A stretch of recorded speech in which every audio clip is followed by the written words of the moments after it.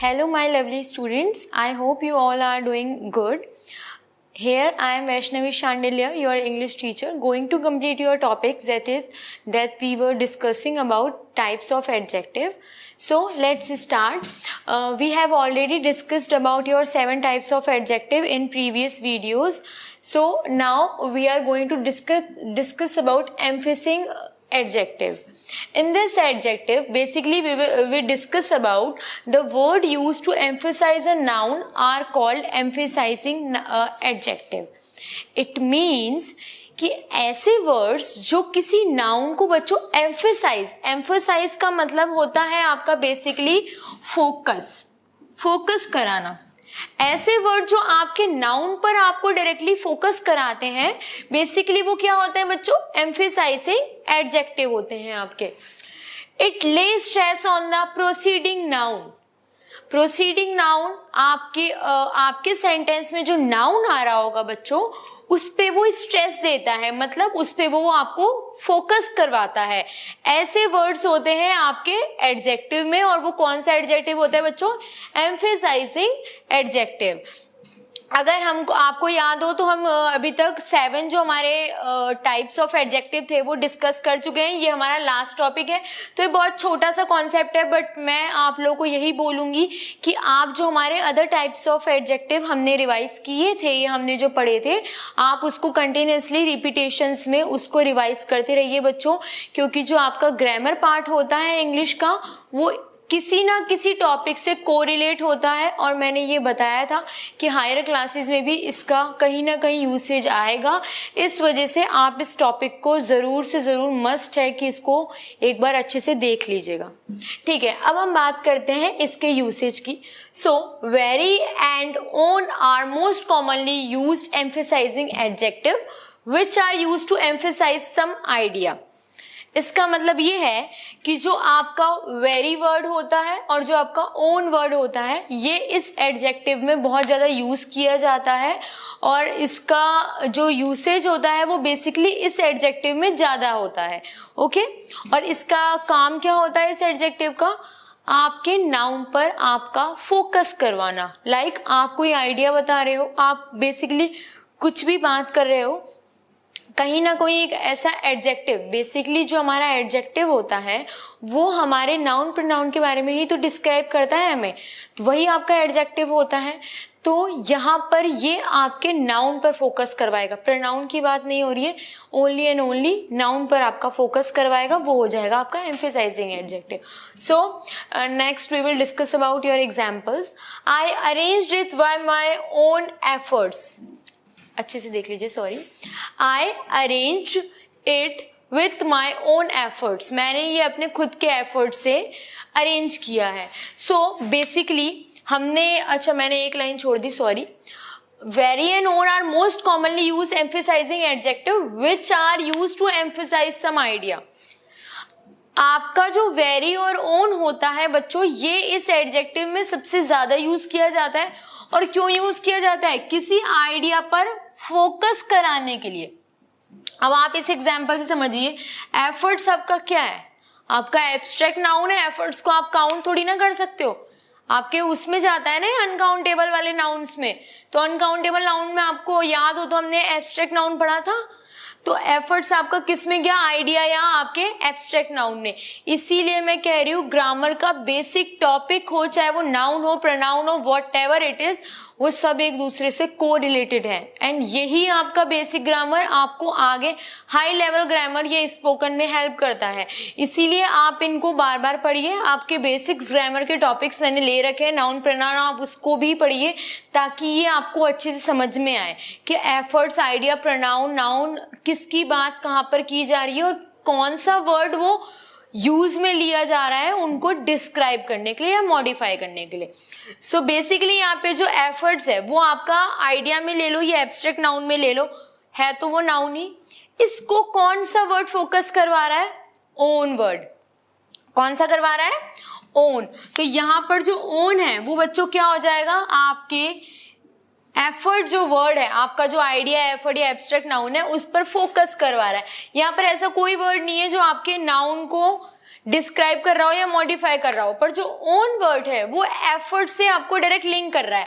Something like अगर आपको याद हो तो हमने एम्फेसाइज प्रोनाउन पढ़ा था, तो आपको अगर याद हो कि मैंने उसमें बताया था कि वो एम्फेसाइज करता है सब्जेक्ट को वापस से ऑब्जेक्ट को वापस से सब्जेक्ट पर, या आपके नाउन का डायरेक्ट फोकस करवाता है सब्जेक्ट पर। तो एम्फेसाइज का कोरिलेशन, वो एम्फेसाइज प्रोनाउन का कोरिलेशन आपके एम्फेसाइजिंग एडजेक्टिव में भी है, क्योंकि ये डायरेक्ट आपको किस पे स्ट्रेस दिलवा रहा है, किस पे फोकस करवा रहा है, आपके वर्ड ओन पे। एफर्ट आपका नाउन है और एफर्ट्स किस पे आपको फोकस करवा रहा है, ओन पे, तो ये हो जाएगा आपका एम्फेसाइजिंग एडजेक्टिव। अगर हम बात करें नेक्स्ट एग्जांपल की, that is the very toy that my brother wanted to buy. ये वही टॉय है जो मेरा भाई खरीदना चाहता था। अब जो टॉय है वो नाउन है, इसमें तो कोई कंफ्यूजन नहीं है ना कि ये नाउन है, ये हमारा कॉमन नाउन है, क्योंकि टॉय का कोई नेम नहीं है। टॉय हमारे बहुत सारे होते हैं, जेनेरिक आइटम्स में आते हैं, तो ये आपका कॉमन नाउन है। अब नाउन को कौन सा वर्ड आपको, अब आप पॉइंट आउट कर रहे हो दैट इज अ टॉय, वो आपका एक कॉमन सेंटेंस है, बट आप जब ये फोकस करवा रहे हो कि यही वो टॉय है, यही वो कार है, ये बाइक साइकिल है, साइकिल है, वॉटएवर, कुछ भी नाउन है वो, उसको आपका भाई खरीदना चाहता था या बाय करना चाहता था, तो आप उसको पॉइंट आउट कर रहे हो या आप फोकस दिलवा रहे हो सामने वाले को नाउन पर देखने के लिए। अगर मैं आज आप लोगों को कोई भी एग्जांपल दे दूं, जैसे ये मार्कर है, तो ये वही मार्कर है जो मुझे बहुत ज्यादा पसंद था या पसंद है, तो इस मार्कर को आप तभी तो देखोगे जब मैं कोई एक ऐसा वर्ड यूज करूंगी जिससे आपका मैं फोकस ले सकूं, आपका जो ध्यान है वो मेरी तरफ आ सके या उस ऑब्जेक्ट पे आ सके जिसके बारे में मैं बात कर रही हूं। तो यहां पर भी क्या होता है, बेसिकली आपके फोकस को लेना किसी नाउन के लिए वो होता है आपका बच्चों एम्फेसाइजिंग एडजेक्टिव। सो एम्फेसाइजिंग का मतलब होता है फोकस करना, और अगर आपका फोकस अगर किसी नाउन पर हो रहा है किसी वर्ड के थ्रू, तो वो चला जाएगा बच्चों आपके एम्फेसाइजिंग एडजेक्टिव के ऊपर। तो बच्चों ये होता है आपका एम्फेसाइजिंग एडजेक्टिव। हमने 8 एडजेक्टिव कंप्लीट कर लिए हैं, उनके यूसेज पढ़ लिए, उनके डेफिनेशंस पढ़ लिए, उनके एग्जाम्पल्स हमने डिस्कस कर लिए हैं, उसमें कौन से वर्ड ज्यादा यूज टू में आते हैं ये हमने पढ़ लिया है। अब बेसिकली जो बचा है वो है आपका रिविजन्स और आपकी प्रैक्टिसेस, जिसके लिए आपको वीडियोस देखनी पड़ेगी, and I wish and I hope कि आप उसको देखने के बाद अच्छे रिजल्ट्स लेके आएंगे। अगर आप एक बार वीडियो देख लेंगे सारे टाइप्स ऑफ एडजेक्टिव की, तो आई एम डैम श्योर कि आप सारे अपने बुक्स के एक्टिविटीज के जितने भी क्वेश्चंस हैं खुद से सॉल्व कर पाएंगे। सो यहां तक तो ये टॉपिक खत्म होता है आपके types of adjective. Now I am giving you some examples or giving you some questions to do. So first question is, I need some help. Here some is adjective of dash. Your options are number or quantity. I need some help. मुझे थोड़ी सी help चाहिए, मुझे कुछ help चाहिए। यहां पर जो some word है वो कौन सा एडजेक्टिव है, न्यूमरल है या फिर क्वांटिटिव है। अब इसको सॉल्व करने के लिए आपको एडजेक्टिव के टाइप्स की वीडियोस देखनी पड़ेगी, और मैंने starting of the types of the adjectives के ही स्टार्टिंग में ये आपको ये दोनों टाइप्स डिस्क्राइब कर रखे हैं। तो आई होप या तो आप अभी कर सकते हैं तो आप मुझे कमेंट्स करके बता दीजिए कि इसका आंसर क्या होगा, या फिर आप वीडियोस देखने के बाद मुझे कमेंट्स कर सकते हैं, no issue, but I want कि आप इसको सॉल्व करें। ये बहुत बेसिक्स और छोटे से क्वेश्चंस हैं, तो ये अगर आप सॉल्व करते हैं तो आपका थोड़ा बहुत मतलब जो टाइप्स ऑफ एडजेक्टिव है वो क्लियर है, बेसिक जो है इसका। So next question is, first second third are dash cardinals और ऑर्डिनल्स। मैंने ये बच्चों आपको एक बात ये डिस्क्राइब कर रखी थी, ऑर्डिनल्स और न्यूमरल में क्या डिफरेंस होता है और क्वांटिटिव में क्या डिफरेंस होता है। सो अगर आपको याद होगी तो आप इस क्वेश्चन का आंसर भी दे देंगे कि फर्स्ट सेकंड थर्ड कौन सा होता है, कार्डिनल होता है या ऑर्डिनल होता है, ये आप खुद देखिएगा। The last question is, the adjective form of child is dash, children और चाइल्डिश। आपका जो चाइल्ड होता है उसकी जो एडजेक्टिव फॉर्म होगी वो कौन सी होगी, चिल्ड्रन होगी या फिर चाइल्डिश होगी, ये भी आपको मुझे कमेंट करके बताना है।